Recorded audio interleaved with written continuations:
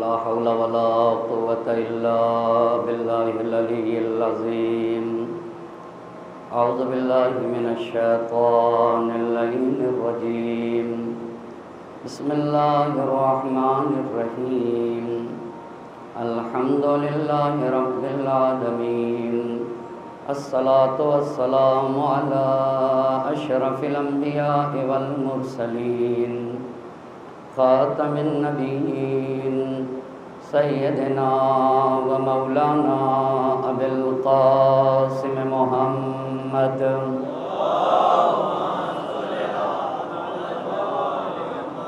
وعلى أهل بيته الطيبين الطاهرين المعصومين ولعنة الله على أعدائهم أجمعين. أما بعد، فقد قال الله سبحانه تبارك وتعالى في كتابه الحكيم وقوله الحق. بسم الله الرحمن الرحيم. التائبون العابدون الحامدون السائحون الراكعون الساجدون الآمرون بالمعروف والناهون عن المنکر. صلوات پڑھتے پر محمد.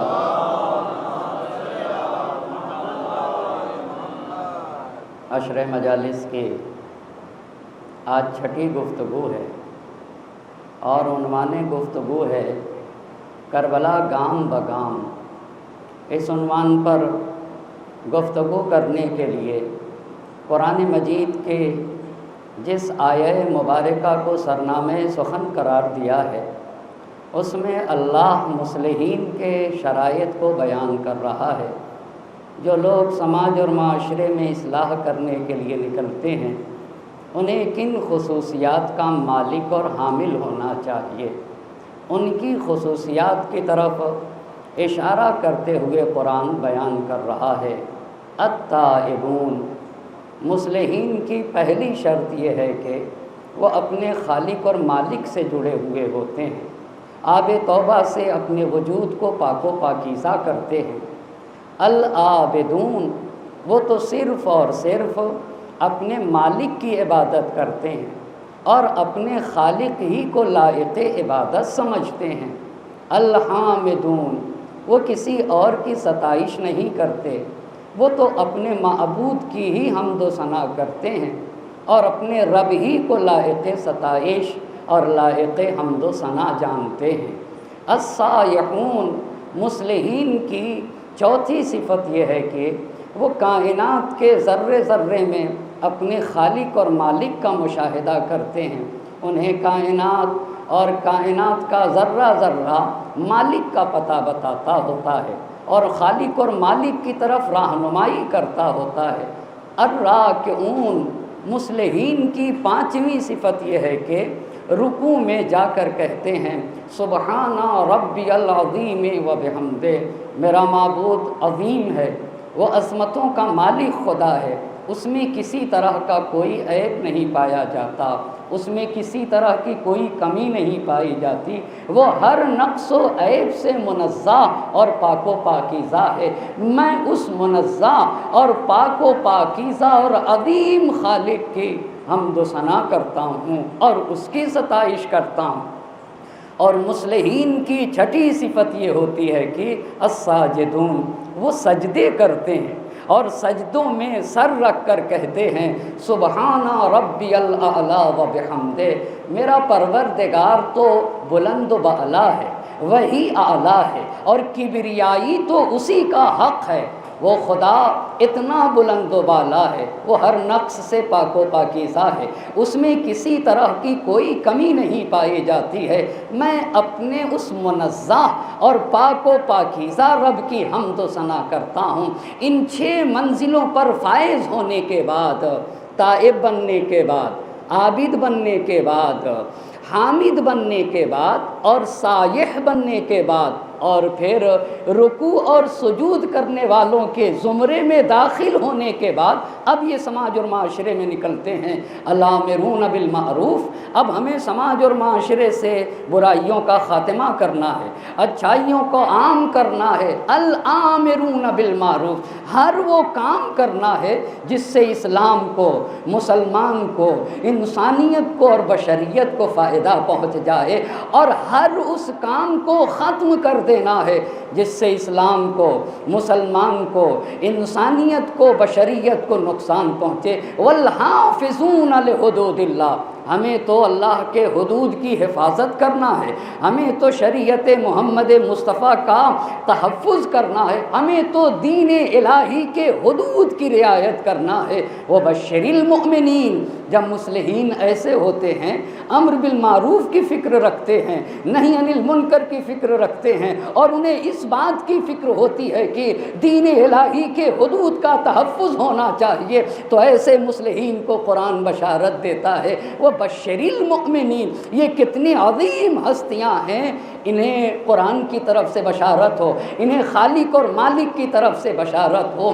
یہ آیت کو اگر غور کیا جائے تو یہ حقیقت سید سالار شہیدان کربلا، سید الشہداء اور ان کے باوفا اصحاب جیسے مصلح اعظم کی طرف اشارہ اور رہنمائی کر رہی ہے، جس نے اپنے پورے وجود سے جو قیام اٹھا، اور حسین کی یہ تحریک تھی کہ پوری دنیا سے، بشریت سے، امت محمد مصطفیٰ صلی اللہ علیہ وآلہ وسلم سے ہر طرح کی تاریکی کو مٹا دینا ہے، ظلمتوں کا خاتمہ کر دینا ہے، ہر طرح کی ظلمت اور تاریکی کو مٹانا ہے۔ اور اسی لیے، اور وہ جو میرے نانا کا صحیح دین تھا، جو میرے نانا کے دین کی صحیح تصویر تھی اور جو بدل چکی ہے، اس بدلی ہوئی، بگڑی ہوئی تصویر کو اس کی پہلی تصویر اور پہلی شکل پہ لانا ہے، اسی کو اصلاح کہا جاتا ہے۔ تو کیسے دین محمدی کی تصویر بدلی ہے؟ آپ دیکھیں، نبی کی رحلت ہوئی، سقیفہ وجود میں آ گیا، اور سقیفہ کے بعد پہلے خلیفہ کا انتخاب کیا گیا۔ اب جب پہلے خلیفہ کا انتخاب کیا گیا تو تاریخ میں ریئیکشن ہوئے، کچھ لوگوں نے نبی ہونے کا دعویٰ کیا، کچھ لوگ مرتد ہو گئے، اور کچھ لوگوں نے کہا ہم مدینے کی حکومت کو نہیں مانیں گے، ہم تو صرف اور صرف اہل بیت اطہار کو مانیں گے۔ اگر وہ مسند خلافت پر فائز ہوئے تو ہم انہیں مان لیں گے، باقی کسی کو نہیں۔ ہم زکوٰۃ کے منکر نہیں ہیں، ہاں ہم زکوٰۃ پر ایمان رکھتے ہیں، مگر ہم مدینے کی حکومت کو، ہم پہلے خلیفہ کو اپنی زکوٰۃ نہیں دے سکتے ہیں۔ مالک بن نویرہ کا قضیہ پیش آیا، مسلمان ہیں، نماز پڑھتے رہے، مگر کہتے رہے میں مسلمان ہوں، ان کو قتل کر دیا گیا، ان کی شریک حیات کے ساتھ زنا کیا گیا۔ اتنے ہی نہیں، پہلی حکومت کے کارندے میں دوسرے خلیفہ ہیں، خالد بن ولید کو کارگزار بنایا گیا اس حکومت کا، ابو عبیدہ کو بنایا گیا، عمرو بن عاص کو بنایا گیا، یہ سارے وہ لوگ تھے۔ اور اس کے بعد بھی، ان تمام چیزوں کے باوجود، امیر المومنین علی علیہ السلام نے دین حق کی نصرت کے لیے اس کے باوجود بھی لمحہ بلمحہ حاکموں کی مدد کرتے رہے۔ حقیقت میں حکمراں کی مدد نہیں تھی، دین مبین اسلام کی نصرت تھی، وہ دین مبین اسلام کی نصرت تھی۔ یہ الہی رہنما کا شیوا ہوا کرتا ہے۔ یہاں تک گفتگو کل کی تھی، لیکن آج کی گفتگو جو چند عظیم باتوں کو آپ کے درمیان بتانا چاہوں گا۔ دوسرے خلیفہ کا تقرر کیسے ہوا، بہت توجہ کریے گا۔ پہلے خلیفہ کے تقرر کی طرف گفتگو ہو چکی ہے کہ سقیفہ بنا، پر دوسرے خلیفہ کا تقرر کیسے ہوا، یہ پہلی بات۔ دوسری بات یہ ہے کہ جب دوسرے خلیفہ آئے تو ان کے یہاں حکومت کا نظام کیا تھا، انہوں نے کیا کیا چیزیں ایجاد کی ہیں، بہت توجہ کریے گا، اور بڑی عظیم باتوں کو آپ کی خدمت میں پیش کرنا چاہوں گا۔ پس پہلی بات، دوسرے خلیفہ کا تقرر کیسے ہوا، یہ پہلی چیز جاننا چاہیں گے۔ دوسری چیز یہ جاننا چاہیں گے، دوسرے خلیفہ کے زمانے میں حکومت کا سسٹم اور نظام کیا تھا، یہ دوسری بات۔ اور تیسری بات یہ بتانا چاہوں گا کہ خود دوسرے خلیفہ کے زمانے میں امیر المومنین علی علیہ السلام کا کردار کیا رہا۔ چوتھی بات یہ بتانا چاہوں گا کہ دمشق کیسے فتح ہوا، 5ویں بات یہ بتائیں گے انشاءاللہ کہ عراق کیسے فتح ہوا، اور 6ٹھی بات یہ بتانا چاہوں گا کہ ایران کیسے فتح ہوا، اور پھر کوفہ اور بصرہ کا وجود کیسے آیا، تاکہ اب امیر المؤمنین جب منسند خلافت پر فائز ہوں گے تو کوفے کو مرکز حکومت بنائیں گے، پر ابھی رسول خدا کے زمانے میں کوفے کا وجود نہ تھا۔ اتنی باتوں کو آپ کی خدمت میں ترتیب سے بتانا چاہوں گا۔ پہلی بات کیا کہی؟ پہلی بات کہ دوسرے خلیفہ کا تقرر کیسے ہوا، دوسری بات یہ عرض کروں گا کہ دوسرے خلیفہ کے ہاں حکومت کا نظام کیا تھا، اور تیسری بات یہ بتانا چاہوں گا کہ ان کے زمانے میں امیر المومنین کا کردار کیا رہا، پھر کیسے دمشق کو فتح کیا گیا، پھر کیسے عراق کو فتح کیا گیا، اور کیسے ایران فتح ہوا، اور کس طرح سے کوفے اور بصرہ 2 شہر وجود میں آئے، اور پھر امیر المومنین اپنے زمانے میں آ کر کوفے کو مرکز خلافت بناتے ہیں۔ بس عزیزان محترم، جب سقیفہ وجود میں آئی ہے نا، تو یہ جو دوسرے خلیفہ تھے یہ امیر المومنین کے دروازے پر جا کر اصرار کرتے تھے امیر المومنین سے کہ آپ ابو بکر کے ہاتھوں پر بیعت کیجئے۔ بہت توجہ کرنے کی ضرورت ہے، اور اتنا زیادہ اصرار کرتے تھے تو امیر المومنین ان سے ایک جملہ فرمایا کرتے تھے، تم ان کے کام کو مضبوط کرو، تم ان کے کام کو پائیدار کرو، تم انہیں خلیفہ بناؤ، ان کے لیے کوشش کرو تاکہ یہ تمہاری کوشش کو کل تمہارے سپرد کر دیں۔ اسی وقت سقیفہ میں امیر المومنین نے یہ بات کہی تھی، تم انہیں خلیفہ بناؤ اور یہ تمہیں خلیفہ بنائیں گے۔ جو پیشن گوئی سقیفہ میں امیر المومنین نے کی ہے نا، اب جب ابو بکر حالت نظام میں تھے اور حالت احتضار میں، تو پہلے خلیفہ کے جان نکل رہی تھی، تیسرے خلیفہ ان کے سراہنے آ کر بیٹھ گئے۔ بہت توجہ کریے گا، عیادت کے لیے تیسرے خلیفہ آئے، بڑا گہرا ربط ہے۔ پہلے خلیفہ نے پہلے خلیفہ کو دوسرے خلیفہ میں بنایا، اس لیے کہ انہوں نے سب سے پہلے ان کے ہاتھ پر ہاتھ رکھ کے کہا تھا کہ آپ ہی خلیفہ ہوں، سقیفہ پڑھ چکا ہوں نا، بس ترتیب کو دیکھیے گا۔ دوسرے خلیفہ اب کسے بنانے جا رہے ہیں؟ اب پہلے خلیفہ دوسرے خلیفہ کو بنانے جا رہے ہیں۔ اچھا، اب جہاں تک توجہ کریے گا، اب یہاں پہ توجہ کرنے کی ضرورت ہے کہ جب یہ حالت احتضار میں ان کی روح نکل رہی تھی تو تیسرے خلیفہ سراہنے آ گئے، تیسرے خلیفہ سراہنے آ گئے۔ جب تیسرے خلیفہ سراہنے آ گئے تو پہلے خلیفہ نے تیسرے خلیفہ سے یہ کہا کہ میری وصیت نامہ لکھو، میرا وصیت نامہ لکھو۔ بہت توجہ کرے گا میرا مجمع، کہا لکھو بسم اللہ الرحمن الرحیم۔ کس سے کہا ہے؟ پہلے خلیفہ نے تیسرے خلیفہ سے کہا میرا وصیت نامہ لکھو، کہا ایسے لکھو بسم اللہ الرحمن الرحیم، بسم اللہ لکھوایا، اور لکھو کہ یہ وہ وصیت ہے جو ابو قحافہ کے بیٹے ابو بکر کی طرف سے تمام مسلمانوں کے لیے ہے۔ ابو قحافہ کے بیٹے ابو بکر کی طرف سے تمام مسلمانوں کے لیے وصیت ہے۔ اتنا جملہ کہا اور ابو بکر پہ غشی طاری ہو گئی، پہلے خلیفہ بے ہوش ہو گئے، اور بے ہوش جب ہوئے تو اپنی وصیت کو جاری نہ رکھ سکے، اپنی وصیت جاری نہ رکھ سکے، لیکن تیسرے خلیفہ نے ان کی وصیت کو جاری رکھتے ہوئے اتنا لکھا، پہلے خلیفہ کی طرف سے لکھا کہ میں تم لوگوں کے درمیان عمر ابن خطاب کو اپنا جانشین بناتا ہوں۔ یہ جملہ کس نے لکھا تھا؟ تیسرے خلیفہ نے۔ کس کی طرف سے لکھا تھا؟ پہلے خلیفہ کی طرف سے لکھا تھا کہ میں تم لوگوں کے درمیان عمر ابن الخطاب کو اپنا جانشین قرار دیتا ہوں۔ انہوں نے یہ جملہ لکھا، اتنے میں ان کو غش سے افاقہ ہوا پہلے خلیفہ کو، اور ہوش میں آ گئے۔ ہوش میں جب آئے تو پوچھا کہ یہ بتاؤ تم نے کیا لکھا، یہ بتاؤ تم نے کیا لکھا؟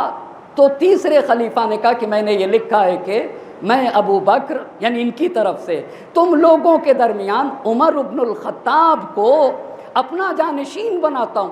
جیسے ہی پہلے خلیفہ نے یہ جملہ سنا کہا اللہ اکبر، خوش ہو گئے، کہا کہ ایسا لگ رہا ہے کہ تم ڈر گئے کہ میں اس بے ہوشی میں دنیا سے چلا جاؤں گا، اور دنیا سے جاؤں تو بغیر جانشین معین کیے چلا جاؤں، اور نتیجے میں امت تفریقے کا شکار ہو جائے گی۔ جو ہادی تھا، جو نبی تھا، جو تاریکیوں سے نکالنے کے لیے آیا تھا، اس کو یہ نہیں پتا تھا کہ میں جاؤں تو مجھے رہنما معین کر کے جانا چاہیے، میں جاؤں تو مجھے رہبر چن کے جانا چاہیے، پر انہیں فکر ہے۔ انہوں نے کہا کہ ایسا ہے کہ تم ڈر گئے کہ کہیں میں دنیا سے چلا جاؤں اس بےہوشی میں اور میں اپنا جانشین معین کیے بغیر چلا جاؤں۔ یہ بتائیے، تیسرے خلیفہ سے پوچھا، یہ بتاؤ اسی دلیل کی بنیاد پر تو تم نے یہ لکھا ہے یا کوئی اور دلیل تھی؟ کہا نہیں، اسی دلیل کی بنیاد کے اوپر میں نے لکھا ہے۔ بہت توجہ کرنے کی ضرورت ہے، اسی دلیل کی بنیاد کے اوپر میں نے یہ جملہ لکھا ہے۔ کہا اچھی بات ہے، اب یہ لے جاؤ وصیت نامہ، سارے لوگوں کو سنا دو کہ ابو بکر نے اپنا جانشین کسے بنایا ہے؟ عمر بن الخطاب کو بنایا ہے۔ خوب اس کے بعد اپنی باقی وصیتیں عمر بن الخطاب سے کی ہیں۔ اتنی بات جب آ گئی تو اب آپ تمام لوگوں سے سوال ہے اور دنیا کے تمام مسلمانوں سے کچھ سوال ہیں، بہت توجہ کریے گا۔ سوال یہ ہے کہ اسلام میں خلیفہ بننے کا معیار کیا ہے؟ یہ بنیادی سوال ہے۔ اسلام میں مذہب تشیع کا کیا نظریہ ہے؟ مذہب تشیع کا، بھئی جو رسول کا جانشین ہوگا وہ کیسے بنے گا؟ اسلام میں مسلمانوں کے درمیان 3 نظریے ہیں۔ کتنے نظریے ہیں؟ 3 نظریے ہیں۔ پہلا نظریہ جو امامیہ کہا، امامیہ کس کو کہتے ہیں؟ ہم اور آپ کو امامیہ کہا جاتا ہے۔ مذہب تشیع کا پہلا نظریہ ہے، تو مولانا مذہب تشیع کا جو نظریہ ہے وہ بتائیے۔ جو حق نظر ہے، کہا وہ یہ ہے کہ رسول کی نس ہونا چاہیے۔ کیا ہونا چاہیے؟ رسول کی نس کس کو کہتے ہیں؟ بہت توجہ کرنے، یعنی صریح لفظوں میں رسول یہ بتا کے جائیں کہ یہ میرا جانشین ہے۔ بہت توجہ کریے گا، صاف نس کس کو کہتے ہیں مولانا؟ یہ علم کی زبان ہے، یہ علم کی زبان ہے۔ نس سے پیغمبر چاہیے خلیفہ بننے کے لیے، پیغمبر کا نس کا مطلب کیا ہوتا ہے؟ یعنی نبی صاف بتا کے گئے ہوں کہ میرے بعد میرا جانشین یہ ہے، یہی نظر حق ہے۔ یہاں تک بات ہو گئی۔ اچھا، سوال یہ ہے کہ میں حضرت ابو بکر سے پوچھنا چاہتا ہوں، اور آپ تمام لوگوں کا یہی سوال ہے حضرت ابو بکر سے، کہ یہ بتائیے اسلام کے کس قانون کی بنیاد پر عمر بن الخطاب کو خلیفہ بنایا؟ کس قانون کی بنیاد پر؟ وہ اسلام کا قانون کیا ہے؟ اور آپ کو بھی جہاں جہاں پوچھنا ہوگا اسی پس شیعہ کا معیار کیا ہوا؟ مذہب تشیع کا، کہ نبی کی نس ہونا چاہیے۔ نبی کی نس یعنی کیا مطلب؟ بتائیں کیا مطلب؟ مطلب یہ کہ نبی صاف لفظوں میں کہے کہ یہ میرا جانشین ہے۔ کس کے لیے کہا ہے؟ غدیر میں ہاتھوں کو بلند کر کے کہا من کنت مولا فہذا علی مولا۔ اتنے ہی نہیں، جنگ تبوک میں خود نبی گئے، علی کو مدینے میں چھوڑ کے پوری بشریت کو بتایا، اور جب علی مرتضیٰ نے پوچھا تو نبی نے حدیث منزلت ارشاد فرمائی، یا علی اما ترضا ان تکون منی بمنزلت ہارون من موسیٰ۔ اے علی، آپ کی مثال تو بالکل میرے نزدیک ویسے ہی ہے جیسے ہارون کی مثال موسیٰ کے نزدیک تھی، وہ فرق اتنا ہے کہ میرے بعد کوئی نبی نہ ہوگا۔ تو حدیث منزلت میں اتنا ہی نہیں، واقع ذوالعشیرہ میں ہی فرما دیا تھا جو میری نصرت کرے گا وہ میرا بھائی ہوگا، وہ میرا وصی ہوگا، وہ میرا وزیر ہوگا، وہ میرا جانشین ہوگا۔ تو ذوالعشیرہ میں بتایا، جنگ تبوک میں بتایا، واقع غدیر میں بتایا، ہر جگہ بتا دیا۔ اللہ اللہ، وہاں بلند کر کے بتایا ہے نا۔ تو نس موجود ہے یا نہیں؟ آپ بتائیے، نس موجود ہے یا نہیں؟ کس رسول نے بتایا؟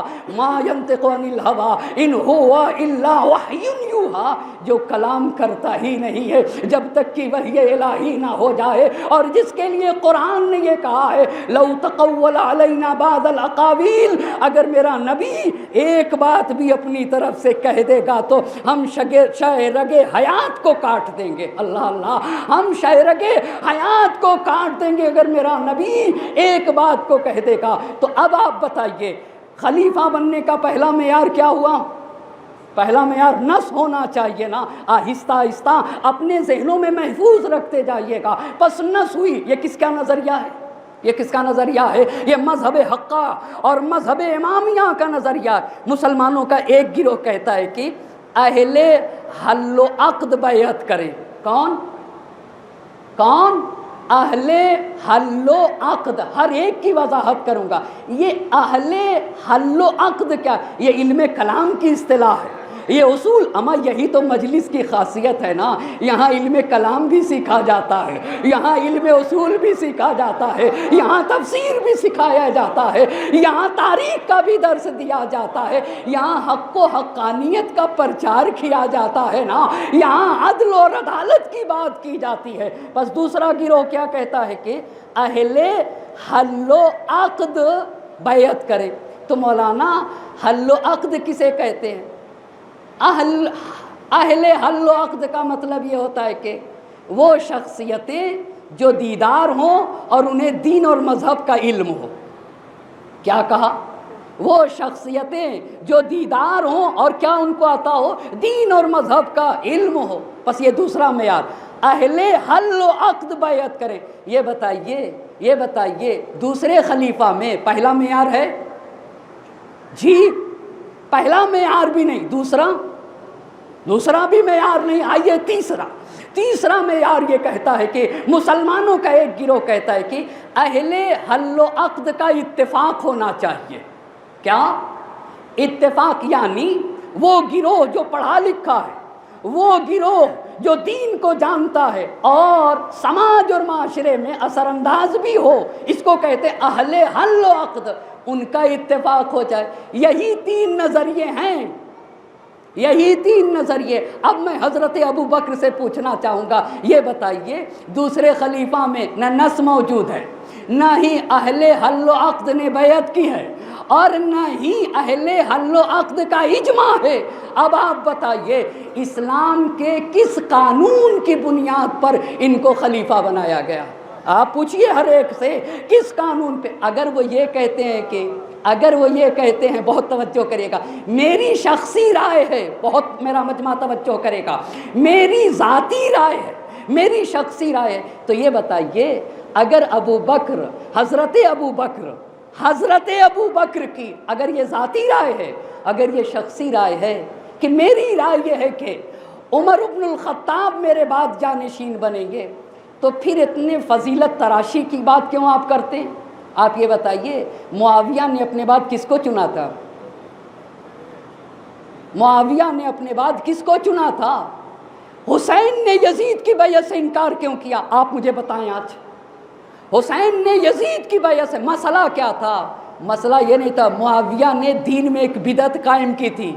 وہ بدعت کیا تھی؟ بدعت یہ تھی کہ کوئی بھی حاکم اپنا جانشین معین کرنے کا حق رکھتا ہی نہیں ہے۔ اللہ اللہ، کوئی بھی اپنا جانشین، آپ کو پتہ ہے رسول بھی امام نہیں بناتا، وہ صرف پہچنواتا ہے۔ اللہ اللہ، خدا کے بنائے ہوئے نظام کو پہچنواتا ہے، رسول کو بھی حق نہیں ہے کہ وہ اپنا جانشین معین کر دے۔ تو معاویہ نے ایک بدعت قائم کی تھی یا نہیں کی تھی؟ بدعت کیا تھی؟ اپنے بعد اپنا جانشین معین کیا تھا نا۔ حسین نے بیعت کیوں نہیں کی تھی؟ کہا حسین کے بیعت کرنے کا مطلب ہے اس بدعت کی تائید کرنا ہے۔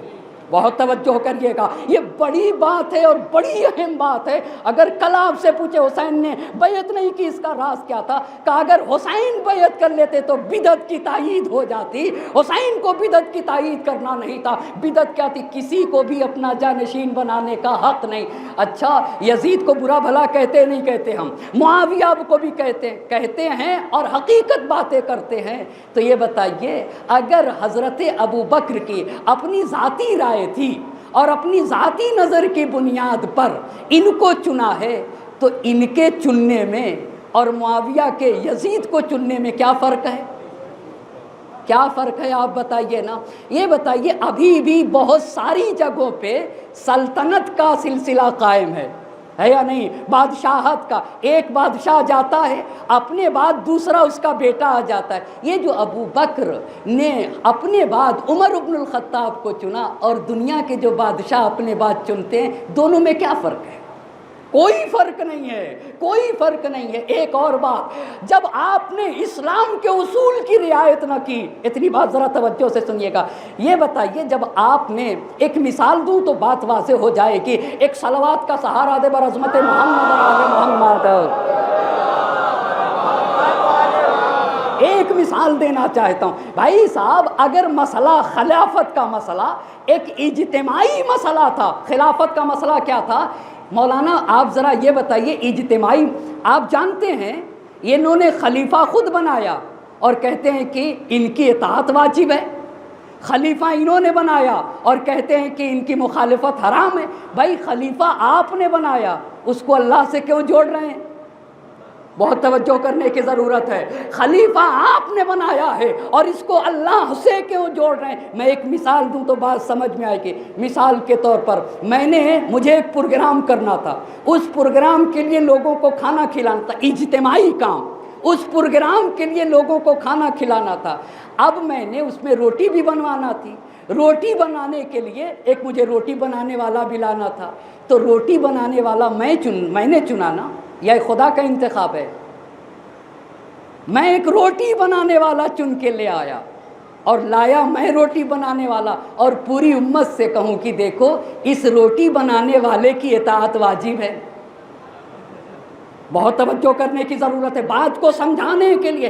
اس روٹی بنانے والے کی مخالفت حرام ہے۔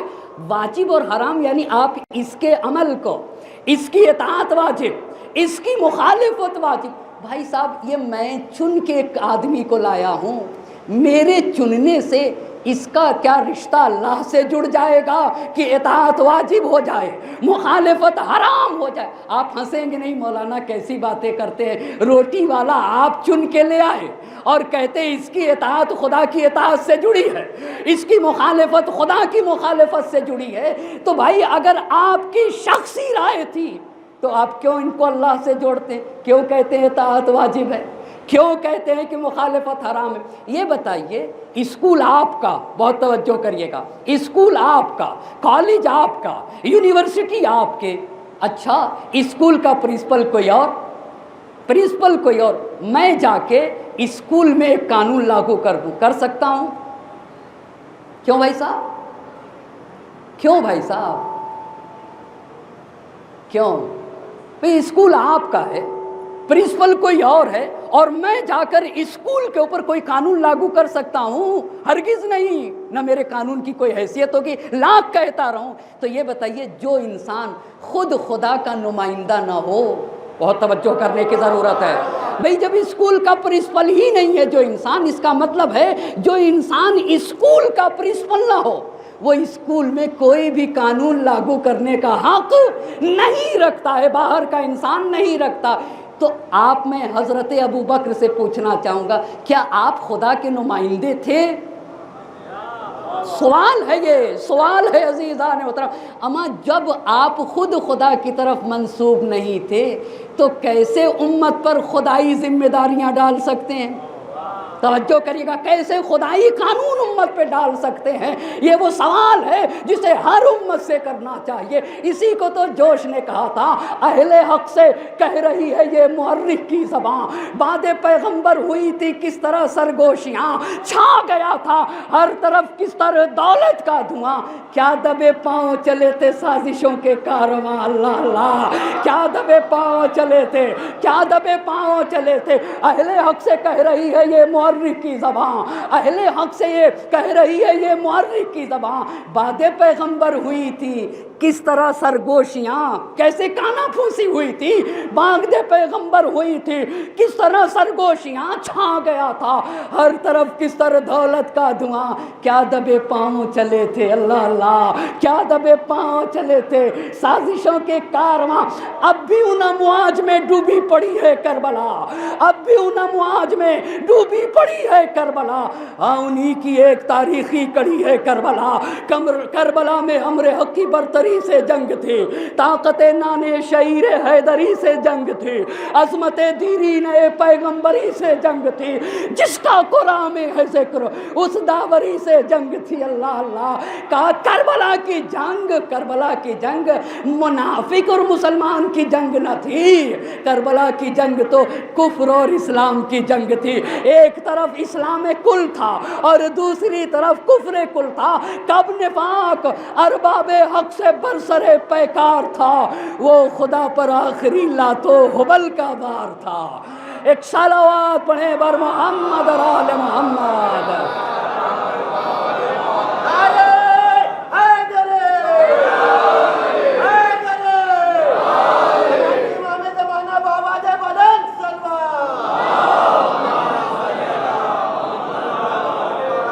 کربلا اب بھی حکومت کو نگل سکتی ہے، کربلا تخت کو تلووں سے، ایک صلوات پڑھتے بر محمد اور آل محمد ہے۔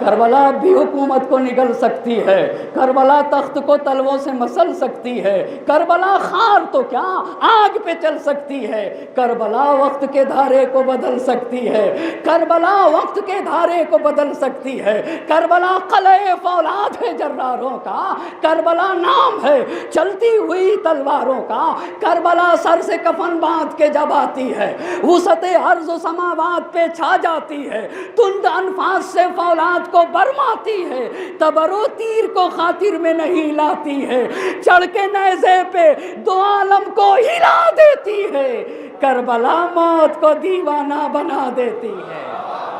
ایک صلوات پڑھیں گے بر محمد اور آل محمد۔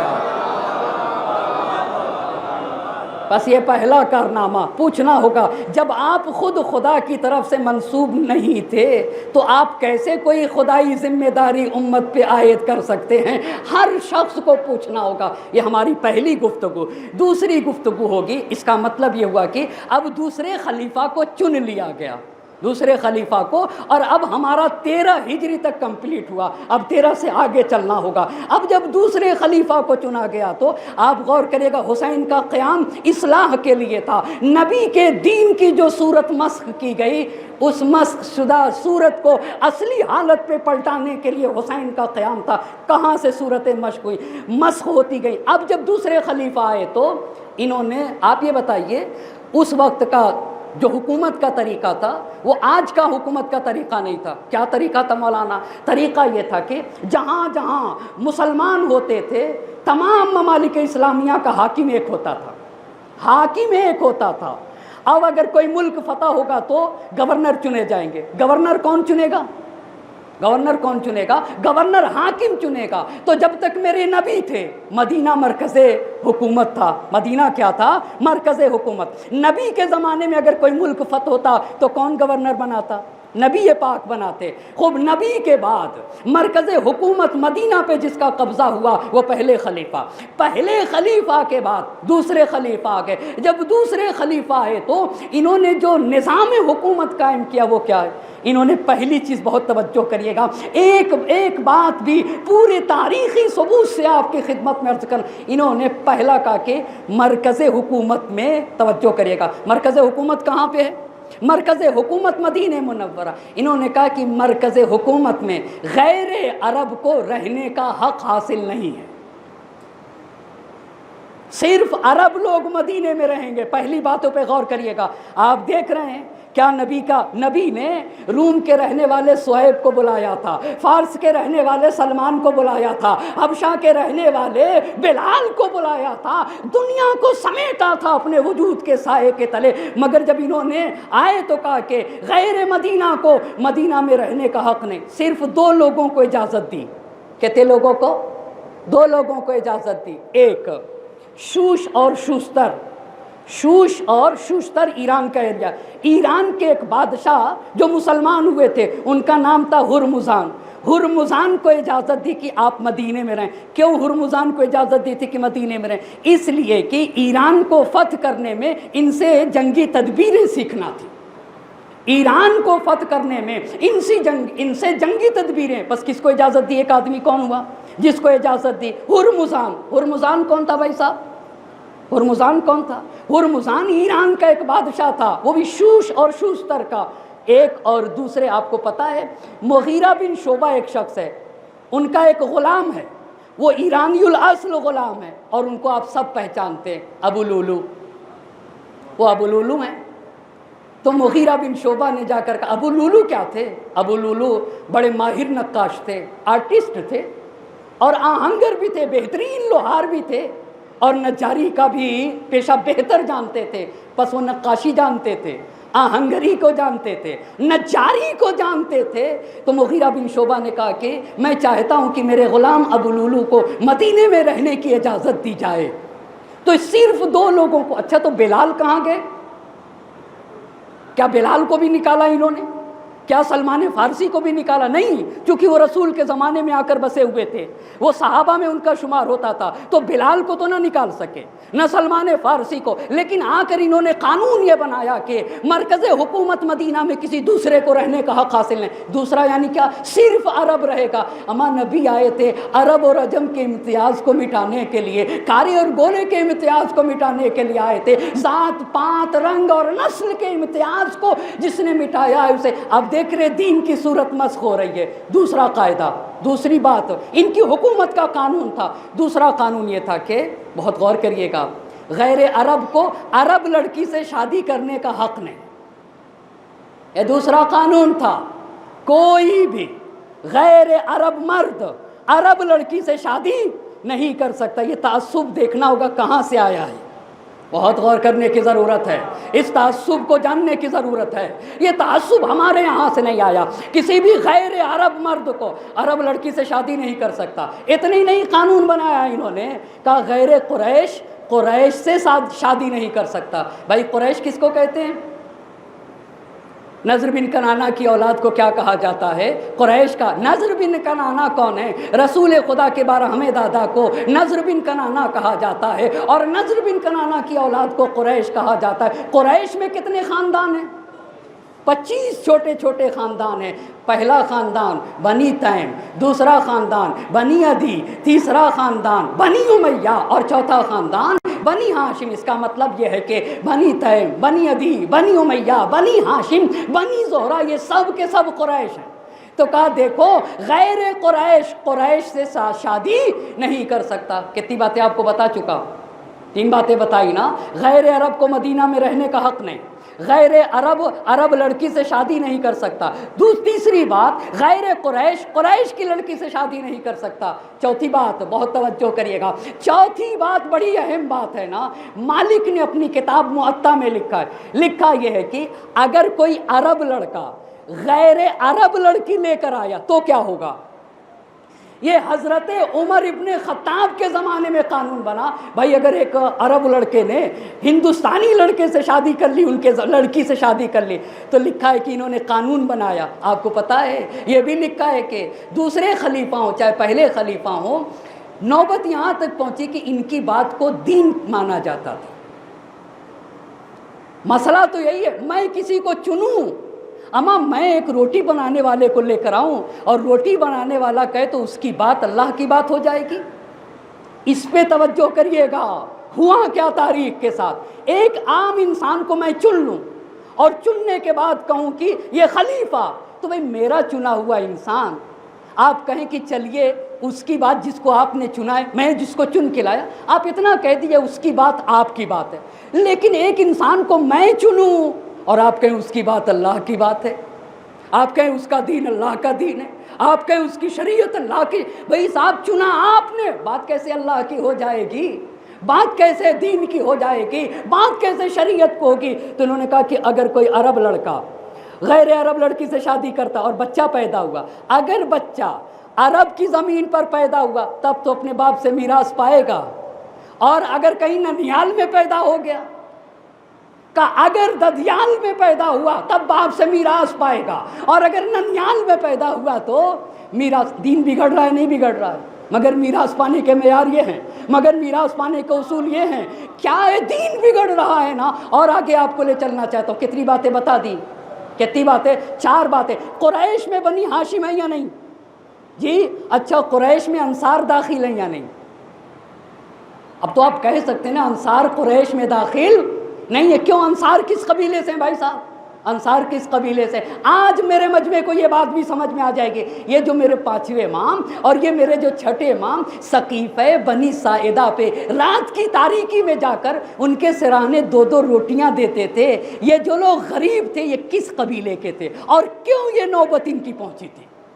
مگر امام کے کردار کو خدا کی قسم اما یہ دین کو زندہ کرنے کے لیے آئے ہیں، یہ مذہب کو زندہ کرنے کے لیے آئے ہیں، یہ اپنی جان دیتے ہیں مگر دین کا تحفظ کرتے ہیں، مذہب کو بچایا کرتے ہیں، شریعت کے تحفظ کے لیے نکلتے ہیں۔ اچھا تو یہ بتائیے کہ انصار قریش میں ہیں یا نہیں ہیں؟ ہیں یا نہیں ہیں؟ قریش میں نہیں۔ انصار کسے کہتے ہیں؟ انصار کسے کہتے ہیں؟ آپ ذرا ایک مرتبہ بتائیے۔ مدینے میں 2 قبیلے تھے۔ کتنے قبیلے تھے؟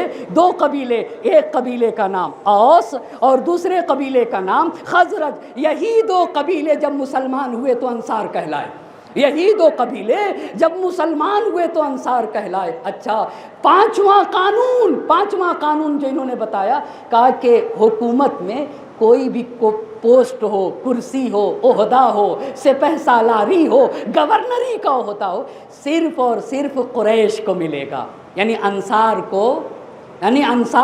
اچھا تو کیا بنی ہاشم تو قریش میں ہے نا، بنی ہاشم کو ملے گا کہ نہیں؟ کہا قریش میں بھی بنی ہاشم کو نہیں دیں گے۔ ایک بات پہ توجہ کرنے کی ضرورت ہے۔ کس کو ملے گا بھائی صاحب؟ صرف قریش کو۔ قریش میں بنی ہاشم بھی آتے ہیں، کہا بنی ہاشم کو نہیں ملے گا۔ انصار کو، کہا انصار کو تو بالکل نہ ملے گا۔ کتنے برس انہوں نے حکومت کی ہے؟ کتنے برس حکومت کی ہے؟ 10 برس۔ ایک صلوات پڑھتے بر محمد اور آل محمد۔ اچھا اتنی بات ہو گئی نا، اتنی بات، بس 2 باتیں آپ کو بتا سکا۔ اب آپ دیکھیں دین بدل رہا ہے، دین کیا ہو رہا ہے؟ دین بدل رہا ہے، دین کی صورت مسخ کی جا رہی ہے۔ اب میرے امام امیر المومنین علی ابن ابی طالب علیہ السلام کا کیا کردار ہے؟ کیا کردار ہے؟ اما کیا بات جوش نے کہی ہے خدا کی قسم۔ اگر ایک حسین، آپ کو میں ایک بات کہنا چاہوں گا، اما حسین جب مدینے سے نکلے اور امام عالی مقام مکے میں جب آپ نے قیام کیا تو زہرا کا لال مکے میں ہے مگر بصرے میں انقلاب آ رہا ہے، زہرا کا لال حسین مکہ مکرمہ میں ہے مگر کوفے میں بدلاؤ آ رہا ہے۔ آج بھی زہرا کا لال حسین کربلا کی سرزمین پہ آرام سے اپنے مزار اقدس میں سویا ہوا ہے مگر پوری دنیا میں ایک انقلاب ہے، پوری دنیا میں ذکر حسین ہے، پوری دنیا میں نام حسین ہے۔ کیوں ایسا؟ حسین کہتے ہی اسے ہیں جو روحوں میں انقلاب لے آئے نا، اسی کو تو حسین کہا جاتا ہے۔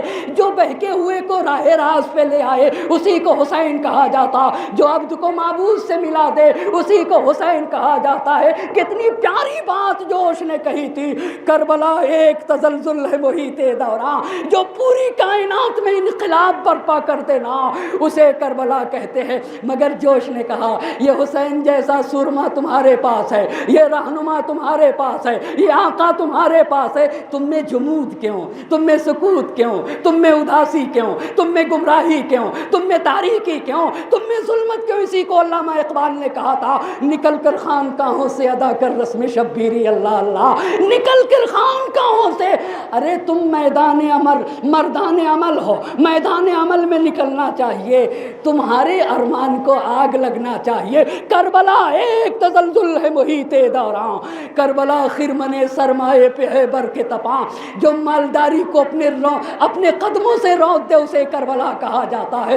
کربلا طبل پہ ہے ضربت آواز اذاں، باطل کے خلاف اعلان حق کو کربلا کہا جاتا ہے۔ کربلا جرأت انکار ہے پیشے سلطان، ظالموں کے خلاف جو اٹھنا سکھا دے اسے کربلا کہا جاتا ہے، ستمگروں کے خلاف جو بولنا سکھا دے اسے کربلا کہا جاتا ہے، جہاں یزیدیت پنپ نہ سکے اسے کربلا کہا جاتا ہے، جہاں فرعونیت سر اٹھا نہ سکے اسے کربلا کہا جاتا ہے، جہاں خلاف حق بات کی کوئی گنجائش نہ ہو اسے کربلا کہا جاتا ہے۔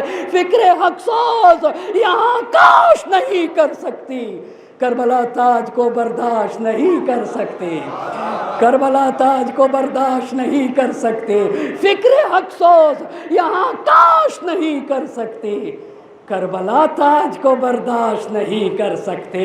ایک صلوات پڑھے بر محمد اور آل محمد۔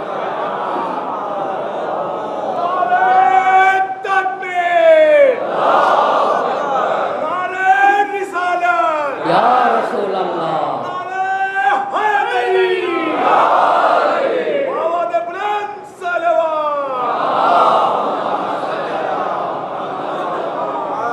جس کے رگوں میں علی مرتضیٰ کا خون ہو اسے حسین کہا جاتا ہے، جس نے کربلا میں جگہ جگہ کا پہچانو حسین کو، میرے بابا کو علی مرتضیٰ کہا جاتا ہے، میری مادر گرامی فاطمۃ الزہرا ہے، میں نے اپنے ماں فاطمۃ الزہرا کا شیر پیا ہے، مجھ سے میرے ماں کے شیر کی تاثیر کہتی ہے حسین ذلت ہرگز نہیں، ہیہات من الذلہ۔ تو امیر المومنین کا کیا کردار ہے؟